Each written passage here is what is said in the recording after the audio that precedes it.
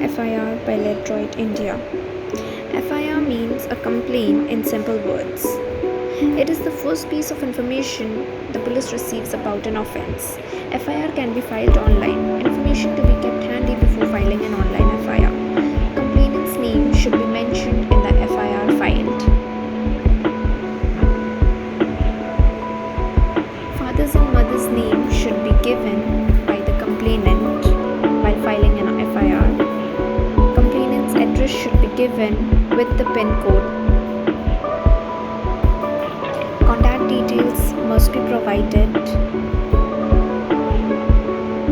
Email ID is important because a copy of your EFIR will be sent to you via email. It can be filed by the victim, a witness, or by any person. Steps to file an online FIR. First, you need to select your area.